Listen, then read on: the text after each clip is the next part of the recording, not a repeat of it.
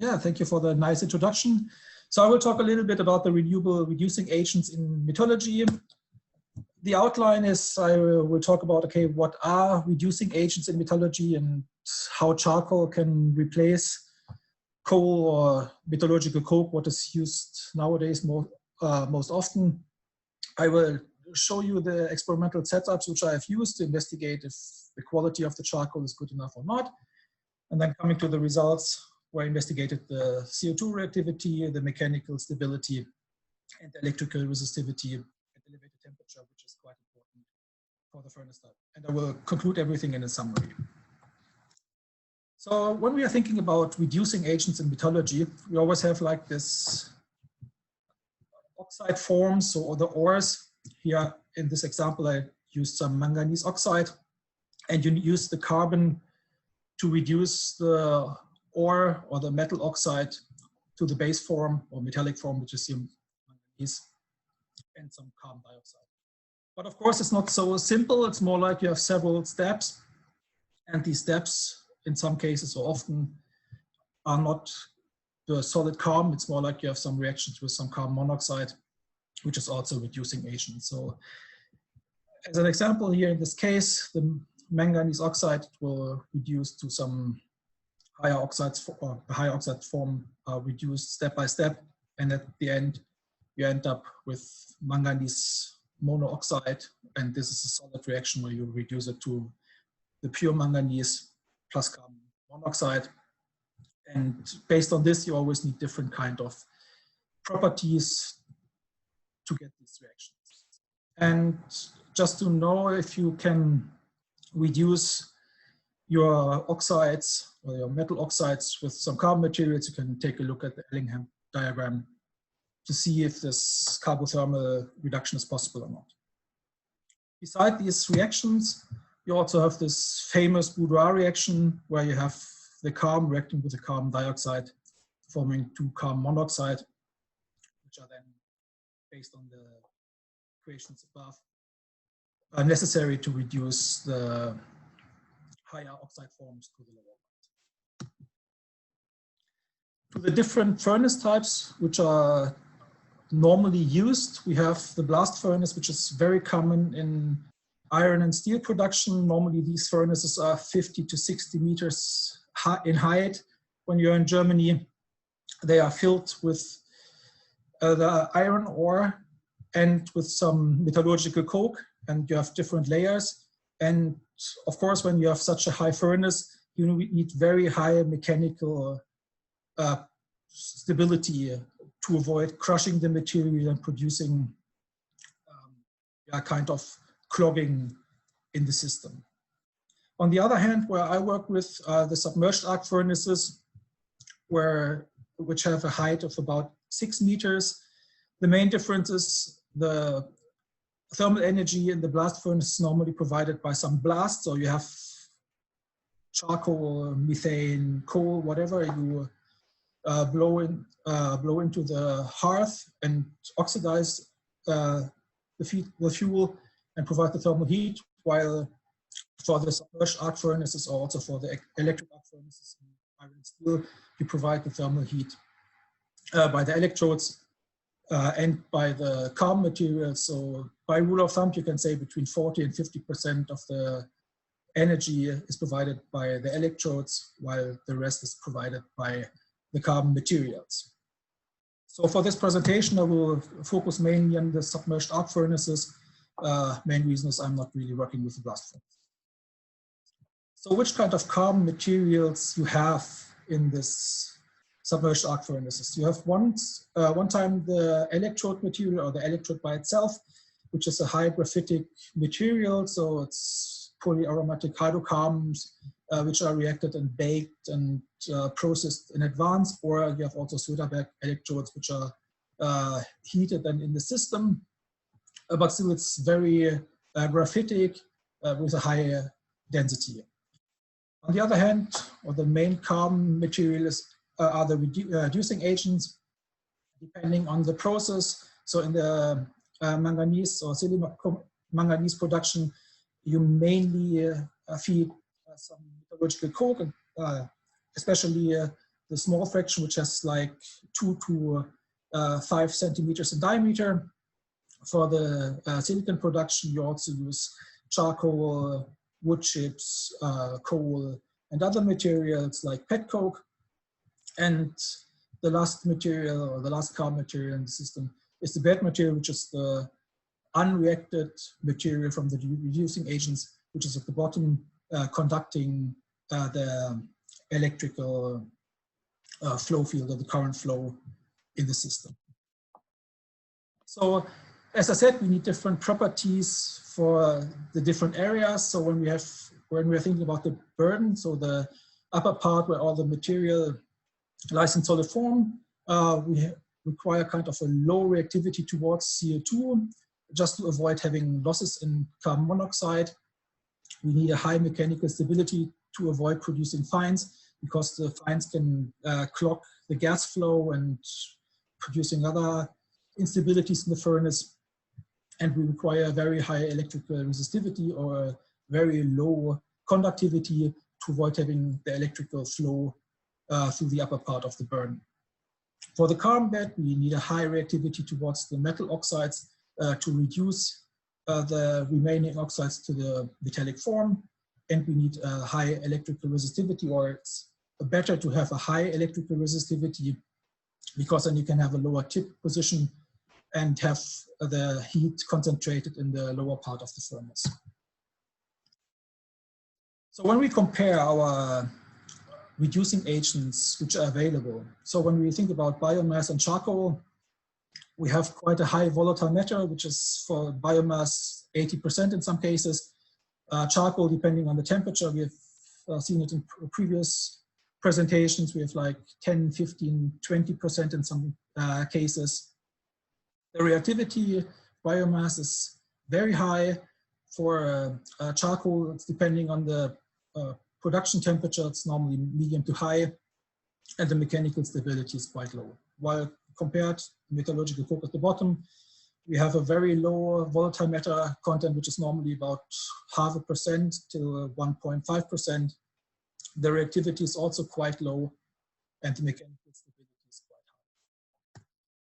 So the potential to replace the metallurgical coke by biomass or charcoal seems quite low, but let's see if we can increase it. So when we have the normal production route of the metallurgical coke, we have kind of this Kochofen batteries, where we produce the metallurgical coke and some coal tar. This coal tar is used as a pitch in the electrodes, and the metallurgical coke is used as a reductant in the furnace. And what some researchers are trying is to replace some of the coal by charcoal or by biomass in the production process.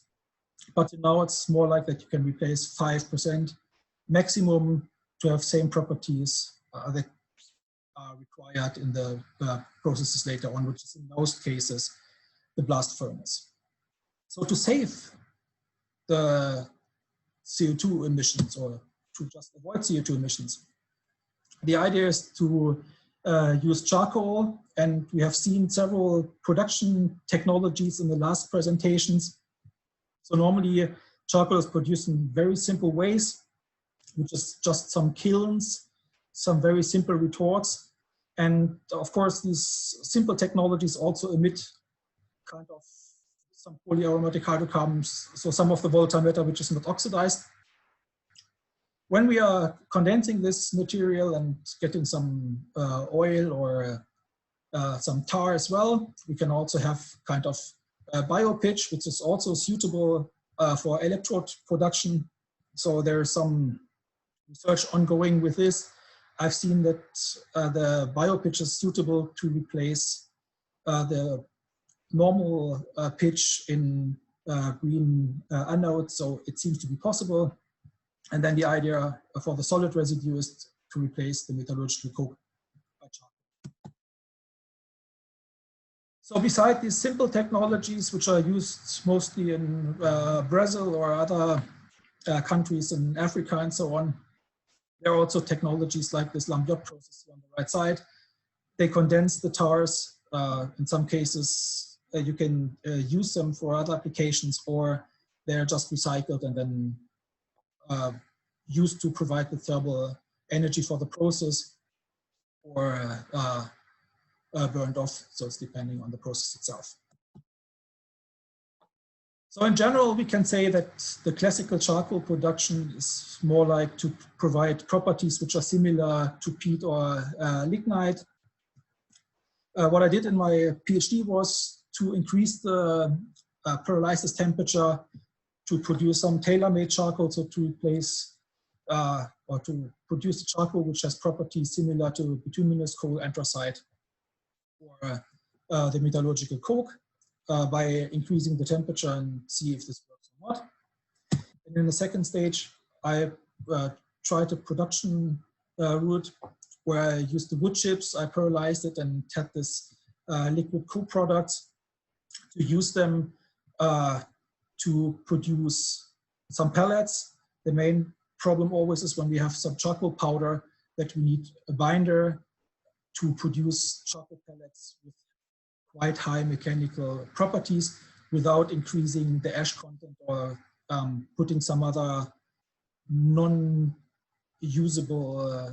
mineral matter into the pellets to get properties which are then suitable for metallurgical industry. And of course, by doing so, we have some additional value-added products, which may be the main carrier for the economics at the later stage. The second part, which I investigated, was how important some secondary heat treatment is for the charcoal pellets, and I will come to this at a later stage of the presentation. For the setups, we also have seen this in previous presentations. Very important normally is this thermogrammetric analysis. You can take two different kinds of experiments in it. One is a non-isothermal experiments where you have, or where you start at room temperature, and then you have a specific heating rate. So I investigated multiple heating rates like 3 Kelvin per minute, 10 or 20. Some GJs also are able to run at much higher heating rates, so maybe 100 or even more. And then you can also adjust the gas atmosphere. So when you want to investigate only the pyrolysis, you can run it with some inert gas, so like nitrogen or argon. I investigated mainly carbon monoxide and nitrogen, or you can also investigate different partial pressures, carbon dioxide, the reducing atmospheres like carbon monoxide, carbon dioxide, or like air when you want to combust your material. Another form to investigate your reactivity is to use other thermal experiments at different temperatures, for example, like 800, 900, 1000, 1100 degrees C. The normal metallurgical coke is investigated at 1100 degrees C in a different setup. But as I said, the reactivity of metallurgical coke is very low. We will also see this at a later stage, and therefore this standard is not applicable for charcoal. Here, same with the gas atmospheres, you can adjust it to something you need. For the mechanical stability, which is quite important, is the compression strength. So what kind of force you have to introduce before the particle breaks. This is important to estimate if your material will stand the pressure from the burden. The second important mechanical property is the durability, or it's also called abrasion strength, where you use materials or like pellets and so on and tumble it. So you, for most of this standards, or for most of the experiments, there's kind of standards. So it's like 10 minutes at 40 RPM and so on, or in-house tests. So I used the test where I tumbled my material for 30 minutes at 40 RPM. There's also this ligno tester, which I used to investigate my charcoal pellets in my PhD time. For the electrical resistivity, there are two ways to do it. The simplest way is this 2-point probe measurement, which is quite useful when you have pellets. So you take a multimeter and measure the resistance of your material, or you can also use this 4-point probe measurements, where the connection for the power supply and for the voltage drop are at different points, which is a little bit more accurate because then you avoid having this contact effects for the measurement. So when you have some bulk measurements, you normally always have this 4-point probe measurement as shown below. So for my setup, which I'm using nowadays, it's some large graphite crucible which is installed in a furnace. Inside the graphite crucible, we have an alumina tube with a packed bed of carbon material, and we have the graphite electrode to provide the electrical current through the bed then. For the furnace, we can heat it up to 1700 degrees C. It's not the highest temperature we reach with the furnace, but at higher temperatures we get problems with alumina. And then we calculate the electrical resistivity by this 4-point probe measurement by having the resistance multiplied by the cross-sectional area of the crucible divided by the distance of the measuring zone, or the bulletin wires which are used to measure the voltage there. So to the results. Why it's useful to take both non-isothermal and isothermal experiments. So for the non-isothermal experiments, you can see what kind of threshold temperature you get. So when you have the charcoal, you have a threshold temperature normally around 670 to 700 degrees C. When you increase the pyrolysis temperature, it's also increasing up to 800, 820 degrees C. For the metallurgical coke, which I've just put here as a reference, you see the threshold temperature is around 850 degrees C. So therefore, your material starts to react much earlier with CO2. So when you are using the charcoal in some industrial process or in some other process, you may shift your reaction zones inside the furnace, which is not really wanted in the system. But what you see as well is that the reactivity in CO2 decreases with increasing heat temperature. So you see it, the classical charcoal here, which is produced at around 500 to 600 degrees C, is reacting first, and then to higher temperatures, you get later reactions, or later start of the reaction, but also the peak is shifted to the right side. So when you really want to see how fast something is reacting at a certain time, it's much more useful to use the isothermal method. So I can show you here the influence of the temperature.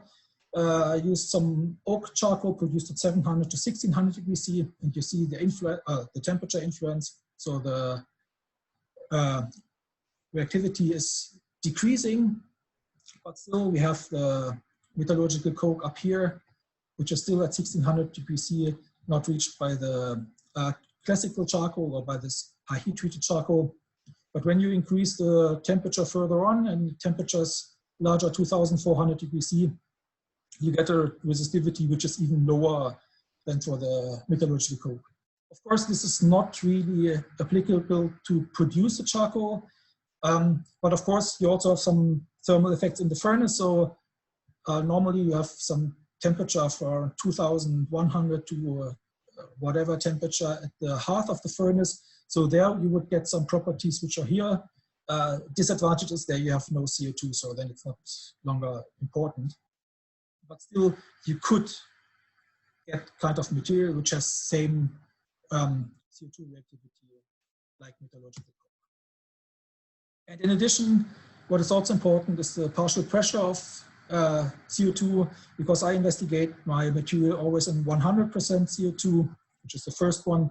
And in the furnace, you normally have much lower concentrations, and with decreasing partial pressure, of course, you also decrease the reaction rate of the material in CO2.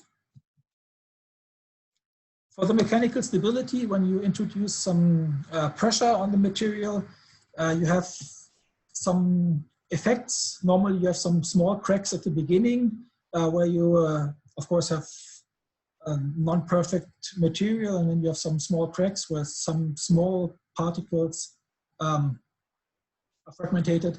But normally you will see some large drop in standard force, and this is where the particle breaks. And I investigated charcoal and then heat-treated charcoal, and what you see is that the heat-treated charcoal normally withstand a little bit higher compaction pressure, and for the tumbling it's the same. The durability is a little bit increased. And it's known from literature that the hardness is increasing, and there are some effects. It seems like that the material is improving with increasing heat treatment temperature. For the charcoal pellets, it's really important what kind of binder you're using. When you're using a bad binder, you normally have a durability which is really low. So in some cases, even less than 10%. So you just produce fines again. I used some bio oil or some biotar as some binder, and you reach some durability of 85. In some cases, even higher durabilities. But the compression strength is also quite low. But you can also improve this again when you heat treat your material, and you see the differences. These are the same pellets, so you increase it from 10% to 60%, or the best ones even had a durability of 95%. From the standard, you normally require some durability of 97.5% to have really high quality pellets. And the compression strength also depending on, but it's still acceptable when you reach some strength to withstand 60 newtons. I tried the same with hydrochar, where I just tried the durability, and the hydrochar pellets are really nice to produce pellets because there you don't need any additional binder. And after heat treatment at around 300 degrees C, I observed some durability of 95%, which is really good. It's quite similar to the coal or metallurgical coke, which has like 98%, so it's really stable. Highest, normally I achieve values of 100 Newton compression strength for my particles. My particles have a diameter of 5 millimeters to 10 millimeters.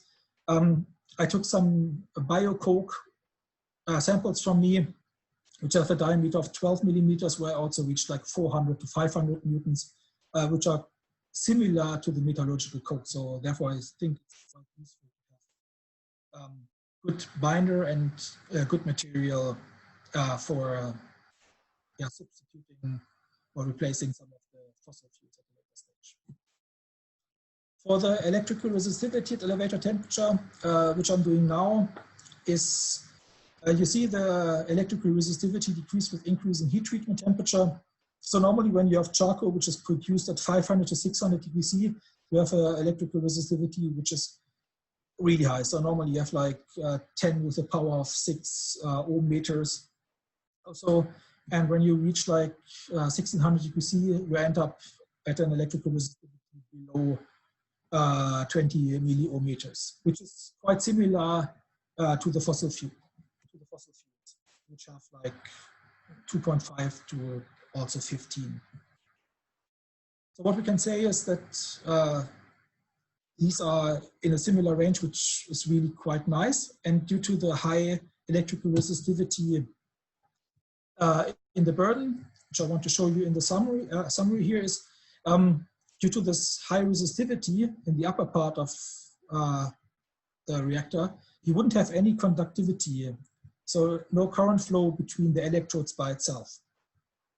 And due to the higher resistivity, electrical resistivity of the charcoal, you can also run the furnace at lower tip positions. Therefore, you have a much better temperature profile in the furnace itself. But of course, this is affecting the current temperature profile, where you have to investigate if this is wanted or not wanted. So my last slide, what is known nowadays is more like that at heat treatment temperatures between 600 and 1000 degrees C, which are like the current production processes for charcoal. You produce a high reactive charcoal, which is really nice for silicon production. If you reach temperatures of larger 2000 degrees C, you're reducing the CO2 reactivity of charcoal to a similar value of metallurgical coke. With the charcoal pelletizing, you can get some really high stable material, and the resistivity of the charcoal, coal, and coke is quite similar at this high temperatures, which is normally at the heart of the furnace. So from my point of view, that charcoal is a sustainable resource which is really usable in metallurgy. So thank you for your attention.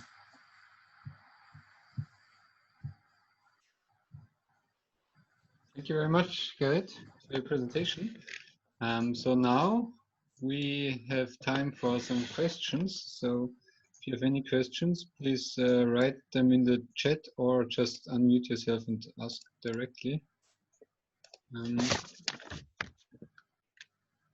Before anyone else can ask, I was interested in the heat treatment for your pellets. So what do you mean with heat treatment? So I just put them in the furnace and heat treat them a second time. So what I'm doing is you produce the pellets, and then you have a hot muffle furnace or something else, and then you just place it in and heat treat them a second time. And at the same temperature, or? It's depending on, so we tried, of course, different temperatures, so different combinations. So we had first pyrolysis temperatures of 800 degree, 1100 degrees C, or even lower, 550 degrees C. And same with the second heat treatment, where we also took like the different temperatures. But normally the second heat treatment temperature is not so important. So it's just to get rid of the volatiles from the binder and of the residue. So when you have like the first pyrolysis at 1100 degrees C and the second heat treatment, then at lower temperatures, like 500 or 800 degrees C, the quality is much better than vice versa. So when you have a lower pyrolysis temperature at the beginning, pelletize, and then have a second heat treatment. Okay.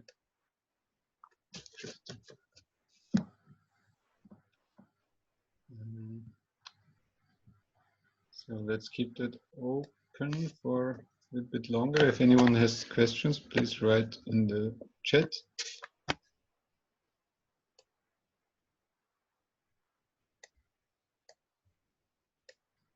think not so many people work in metallurgy here. It's very specific part, but it's more like an applied part. So when I remember the presentation from Michael, to produce a charcoal, it's also to get some kind of off-takers, because the metallurgy, they require some specific properties. And of course, when you have specific properties, you can just ask for much higher price than just having some charcoal and say, okay, well, we have some material here and we just want to sell it, where it's unknown what kind of quality it has. So I just know that some of the metallurgical industry or some producers, they buy charcoal from Eastern Europe, because when you have this industrial processes for charcoal production, the quality is more even over a long period of time. It's not fluctuating by one charge to the next, as when you're having some kiln and just heat it and burn some material off on it. There's one question from George Jaffe. Is there a US company, National Carbon Technologies, that is already doing this kind of work? I don't know. So since I'm just focused here on the Norwegian industries, I know that our silicon producers, of course, use charcoal, and they investigate what kind of properties are most useful for their plants. Because when you just also think about producing your own charcoal, it's quite important, or when you want to buy it and find kind of a producer, it's more useful to have kind of contracts where you say, okay, I want to have these kind of properties, and pay therefore a little bit higher price compared to the classical methods. But I don't know for US, I'm sorry. And then there's one last question from Krishna. Are there any key parameters that your charcoal needs to comply for metallurgy use? So what people normally say is that you require low volatile matter content, so which is like less 10%. So Michael Antal said that the fixed carbon should be larger than 85%, which is also like the classical charcoal from this from the industrial production. For the normal charcoal, the ash content is already quite low. So if it's not like a charcoal or some biochar which is produced from waste or some other ones, I could not say that there's kind of critical elements. Of course, the mechanical stability is important, but it's more like that how much of the material comes as lump material or arrives at lump material at the plant, not as fines. So, and if you got just paid for lump material, then maybe you get just some kind of price deduction. But what I've seen is that it's always like, what is the lowest price you can get the charcoal from? And this is more like the critical parts or the economics, not the properties itself. Because charcoal, when it's from wood, it's quite good. Okay, thank you very much, Gerrit, for your presentation again. Oh, wait, there's one last question, follow-up question. Is there a price estimate for this high fixed carbon charcoal? Do you know anything about the price you can get? I don't know. I just have seen that on the world market, it's like 350 or 400 euros per ton of fixed carbon, I think, which is like asked for. And there are already the companies here which are paying it. So. Okay, thank you very much, Gerrit. I'm also a researcher, not an economist for this one. So I don't know, but normally I know that for metallurgical coke, it's like 350 to 400 US dollars, I think, or it was at least in 2018. And if you have similar prices for fixed carbon for charcoal, I guess it's possible to place it then. Okay, thank you very much, Gerrit. We are perfect in time.